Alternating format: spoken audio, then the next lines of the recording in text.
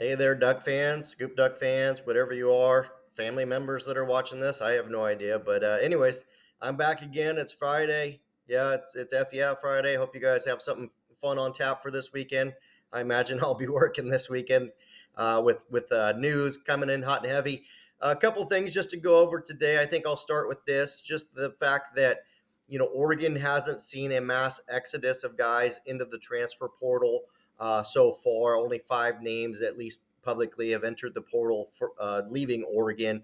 That number is probably going to double. And I think we'll start to see news about that in the coming days because the staff's back in town having those meetings, face to face, sit down, going, over each room individually and kind of going over, just all of those things. So it's to be expected. It's going to happen. It has to happen. So just kind of be prepared for that.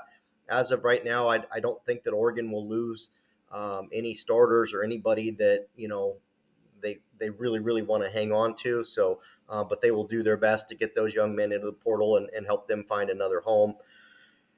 Now, as that might be one way, the other way coming in, as we know, Dillon Gabriel, quarterback from Oklahoma, is on campus and visiting. But the even bigger news, or the additional news, is the fact that Texas A&M defensive lineman Walter Nolen is also on campus visiting Oregon this weekend. It's his first visit.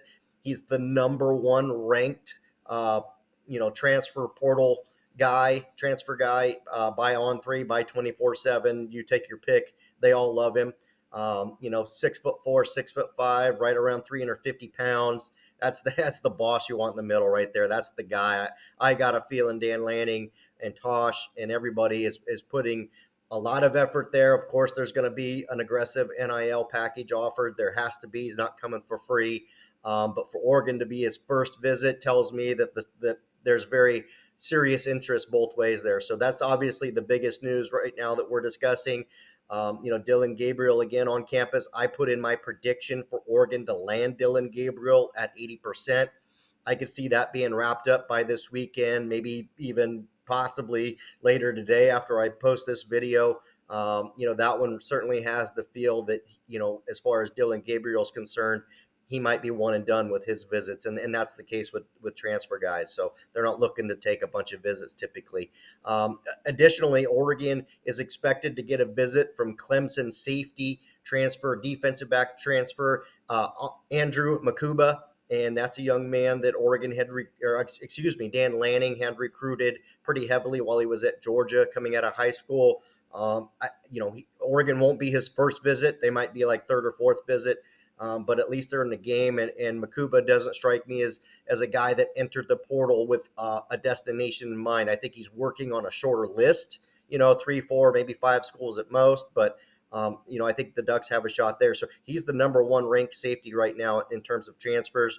You've got one of the top 2 or 3 quarterbacks on campus and likely to commit, and the number one defensive lineman on campus this weekend. So Ducks, again, like I said in my last video, Oregon, Dan Lanning is going after quality, not quantity in the transfer portal. That's going to be big for the Ducks.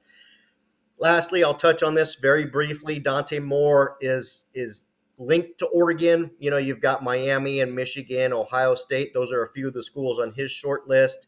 A pretty quiet recruitment so far. I think you've got to look at, obviously if Oregon gets Dillon Gabriel, that's going to be one piece of that puzzle. I think another piece of that puzzle is going to be Ty Thompson and what he decides to do. Should he remain at Oregon? Maybe he enters the transfer portal. Nothing's been determined at this time, but all of those pieces kind of go with the puzzle. And Dante Moore, who is, again, looking at Oregon, really likes Oregon, really likes the offense Will Stein, has put together, and seemingly has no problem going somewhere and sitting for a year and getting developed and maybe being that guy, in 2 years and 2 seasons. So that's it for today's ScoopDuck Daily. Might be back this weekend or it might be Monday. I'm not really sure, but thank you guys for tuning in, and be sure to like and subscribe, and I'll keep these going. Thank you.